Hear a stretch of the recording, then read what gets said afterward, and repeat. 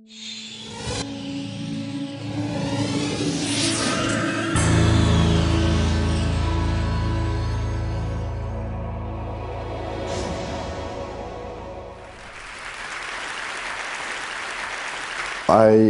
grew up in Europe, and World War II caught me when I was between 7 and 10 years old, and I realized how few of the grown-ups that I knew were able to withstand the tragedies that the war visited on them.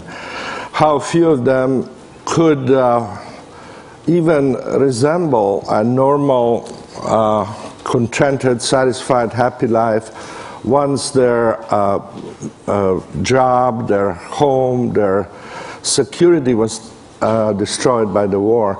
So I became interested in understanding what contributed to a life that was worth living. And I tried as a child, as a teenager, to read philosophy and to get involved in art and religion and many other ways that I could see as a possible answer to that question. And finally I ended up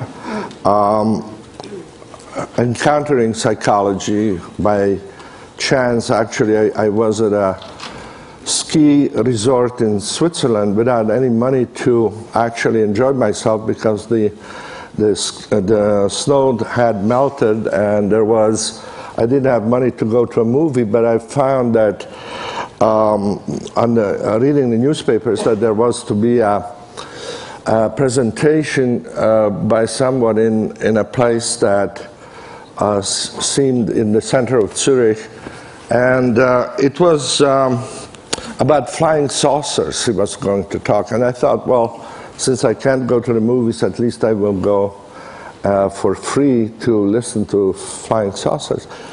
And the man who talked at that evening lecture was very interesting. And actually, instead of talking about little green man, he talked about how the psyche of the Europeans had been traumatized by the war, and now they are projecting flying saucers into the sky, kind of as he talked about how the mandalas of ancient Hindu religion were kind of projected into the sky as an attempt to regain some sense of order after the chaos of war. And this seemed very interesting to me, and I started reading his books after that lecture, and that was Carl Jung, whose name or work I had no idea about. Then I came to this country to study psychology, and I started trying to understand these roots of happiness. This is a typical result that many people have presented, and there are many variations on it. But this, for instance, shows that about 30% of the people surveyed in the United States since 1956 say that their life is very happy. And that hasn't changed at all, whereas the personal income on a scale that has been held constant to accommodate for inflation has more than doubled, almost tripled in that period. But you find essentially the same results, namely that after a certain basic point, which corresponds more or less to just a few $1,000s above the minimum poverty level, increases in material well-being don't seem to affect how happy people are. And in fact, you can find that the lack of basic resources, material resources, contributes to unhappiness, but the increase in material resources do not increase happiness. So my research has been focused more on, after finding out these things that actually corresponded to my own experience, I tried to understand now, where in everyday life, in our normal experience, do we feel really happy? And to those studies about 40 years ago, I began to look at creative people, first artists, then scientists, and so forth, trying to understand what made them feel that it was worth essentially spending their life doing things for which many of them didn't expect either fame or fortune, but which made their life meaningful and worth doing. This was one of the leading composers of American music back in the 70s, and the interview was 40 pages long, but this little excerpt is a very good summary of what he was saying during the interview, and it describes how he feels when composing is going well. And he starts by describing it as an ecstatic state. Now, ecstasy in Greek meant simply to stand to the side of something. And then it became essentially an analogy for a mental state where you feel that you are not doing your ordinary everyday routines. So ecstasy is essentially a stepping into an alternative reality. And it's interesting, if you think about it, how when we think about the civilizations that we look up to as having been pinnacles of human achievement, whether it's China, Greece, Hindu civilization, or the Mayas, or Egyptians, what we know about them is really about their ecstasies, not about their everyday life. We know the temples they built so where people could come to experience a different reality. We know about the circuses, the arenas, sport arenas, the theaters. These are the remains of civilizations, and they are the places that people went to experience life in a more concentrated, more ordered form. Now, this man doesn't need to go to a place like this, which is also, this place, this arena, which is built like a Greek amphitheater, is a place for ecstasy also. We are participating in a reality which is different from that of everyday life that we're used to. But this man doesn't need to go to there. He needs just a piece of paper where he can put down little marks, and as he does that, he can imagine sounds that had not existed before in that particular combination. So once he gets to that point of beginning to create, like Jennifer did in her improvisation, a new reality, that is a moment of ecstasy. He enters that different reality. Now, he says also that this is so intense an experience that it feels almost as if it didn't exist. And that sounds like a kind of a romantic exaggeration, but actually our nervous system is incapable of processing more than about 110 bits of information per second. And in order to hear me and understand what I'm saying, you need to process about 60 bits per second. That's why you can't hear more than two people. You can't understand more than two people talking to you. Well, when you are really involved in this completely engaging process of creating something new, as this man does, he doesn't have enough attention left over to monitor how his body feels or his problems at home. He can't feel even that he's hungry or tired.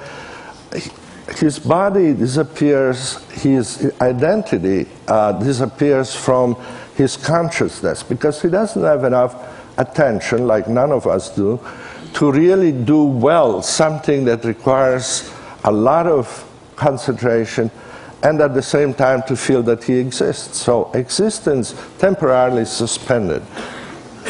And he says that his hand seems to be moving by itself. Now, I could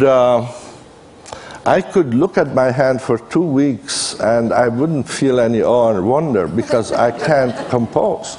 But so what he's not telling you here, but in other parts of the interview, is that obviously this automatic, spontaneous process that he's describing can only happen to someone who is very well trained and who has developed technique. And it has become a kind of a truism in the study of creativity that you can't be creating anything with less than 10 years of technical knowledge, immersion in a particular field.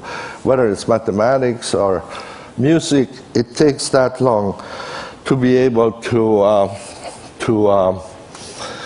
begin to change something in a way that it's better than what was there before.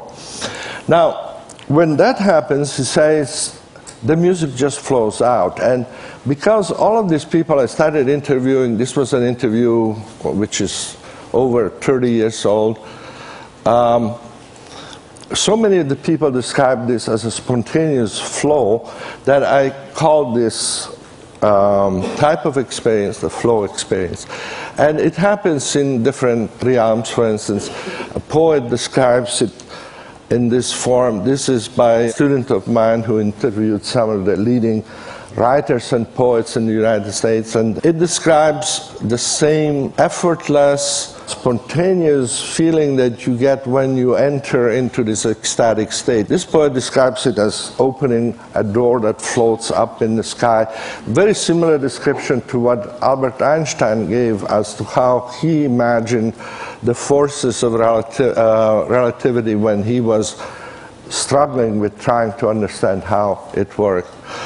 But it happens in other activities. For instance, this is another student of mine, Susan Jackson from Australia, who did work with some of the leading athletes in the world.